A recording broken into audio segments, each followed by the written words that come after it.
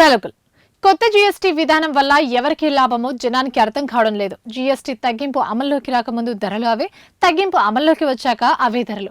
మరి పన్ను తగ్గింపు లాభం ఎవరికి? దుకాణదారులకే ప్రయోజనం తప్ప కొనుగోలుదారులకు లేదా? ఇదే ఇప్పుడు సాధారణ ప్రజల్లో ఉన్న ఆందోళన. చాలా వరకు వస్తువుల ధరల్లో పెద్దగా మార్పేమీ లేదని, కొన్నింటి ధరలు పెంచేశారని వారు వాపోతున్నారు. ధరల నియంత్రణపై సంబంధిత అధికారులు దృష్టి పెట్టాలని కూడా కోరుతున్నారు. వాస్తవానికి సాధారణ ప్రజలకు బతుకు భారం నుంచి కాస్త ఉపశమనం కల్పించేందుకు నిత్యావసరాలపై కేంద్రం జీఎస్టీ తగ్గించింది.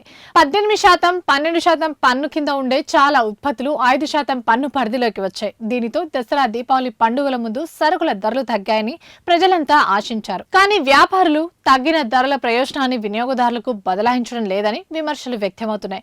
ముఖ్యంగా పేరున్న సూపర్ మార్కెట్లు, ప్రముఖ వ్యాపార సంస్థలు, చిన్నపాటి సూపర్ బజార్లలో ధరల తగ్గింపు కనిపించడమే లేదు. జీఎస్టీ స్లాబ్ల మార్పు నేపథ్యంలో పాత స్టాక్ మీద ముద్రించి ఉన్న గరిష్ట ధరను మార్చి కొత్త ధరలతో స్టిక్కర్లు వేసేలా కేంద్రం వెసులుబాటు కల్పించింది. ఈ మేరకు సెప్టెంబర్ 9వ తేదీన మార్గదర్శకాలను జారీ చేసింది. కానీ తయారీ సంస్థలు, విక్రయించే వ్యాపార సంస్థలు వాటిని పాటించడం లేదు. ఉదాహరణకు సెప్టెంబర్ 12న ప్యాకింగ్ చేసిన ప్రియ వంట నూనె ప్యాకెట్ పై ₹205 ఎంఆర్పీ ముద్రించి ఉంది. తగిన పన్ను మేరకు దానిపై తగ్గిన ధరతో స్టిక్కర్ వేయాల్సి ఉన్న సూపర్ మార్కెట్ నిర్వాహకులు అలాగే విక్రయిస్తున్నారు. ఎప్పుడైనా ధరలు పెరిగితే రాత్రికి రాత్రి స్టిక్కర్లు వేసి అధిక ధరలకు అమ్ముతారు. ఇప్పుడు మాత్రం తగ్గించకుండా దోచుకుంటున్నారని ఆరోపిస్తున్నారు.